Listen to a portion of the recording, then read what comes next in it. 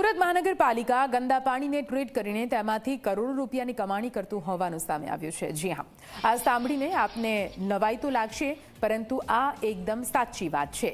આ પ્લાન્ટ માટે પાલિકાએ 379 કરોડના ખર્ચ સામે 557 કરોડની આવક ઊભી કરી છે। શહેરના પાંડેસરા, સચિન, પલસાણા વિસ્તારમાં મોટા ભાગે કાપડની ઇન્ડસ્ટ્રી આવેલી છે, જેમાંથી દરરોજ કરોડો લીટર પાણીની જરૂરિયાત હોય છે।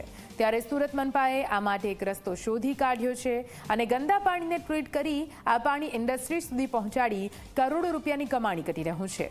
સુએજ વોટર્સને ટર્સરી ટ્રીટમેન્ટથી મદદથી ઇન્ડસ્ટ્રીયલ ગ્રેડનું પાણી બનાવવામાં આવે છે અને તે પાંડેસરા, સચિનના ઉદ્યોગોને પૂરું પાડવામાં આવે છે।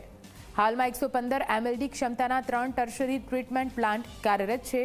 2014માં પાલિકા તંત્રએ આ પ્રયાસની શરૂઆત કરી હતી અને છેલ્લા 10 વર્ષમાં આવક અને પાણી પુરવઠાની માત્રામાં સતત વધારો નોંધાયો છે। અત્યારે 140 કરોડ રૂપિયાની આવક થઈ રહી છે।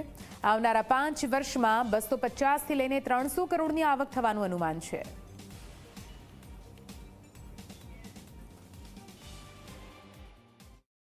ડ્રેનેજ અને જો સીવેજનું પાણી હોય છે એમને ટ્રીટ કરીને ઇન્ડસ્ટ્રીઝને વેચવા માટેની કામગીરી શરૂ કરવામાં આવી હતી। સુરત મહાનગરપાલિકા તરફથી 350 MLD જેટલું વોટર રીયુઝ અને રીસાયકલ થકી વિવિધ પ્રકારના ઉપયોગો જેવા કે ઇન્ડસ્ટ્રીયલ ઉપયોગમાં, જો BRTS કોરિડોરમાં પ્લાન્ટેશન્સ થાય છે એમના ઇરિગેશન માટે, રોડ્સ ડિવાઇડર્સ ઉપરના પ્લાન્ટેશન્સના ઇરિગેશન માટે, ગાર્ડન્સ વગેરેમાં વાપરવામાં આવે છે। 150 MLD જેટલું પાણી વિવિધ પ્રકારની ટેક્સટાઇલ ઇન્ડસ્ટ્રીઝ અને પાવર ઇન્ડસ્ટ્રીઝને વેચવામાં આવે છે અને આનાથી સુરત મહાનગરપાલિકાને 140 કરોડ રૂપિયાની આવક થઈ રહી છે। વધારેમાં વધારે ઇન્ડસ્ટ્રીઝને આ પાણી નેક્સ્ટ 5 વર્ષમાં વેચવામાં આવશે અને જો આવક એમના કારણે ઊભી થનાર છે એ પણ અંદાજિત 2 ગુના જેટલી વધશે એવા પ્રોજેક્ટ્સ અત્યારે તૈયાર કરવામાં આવી રહ્યા છે।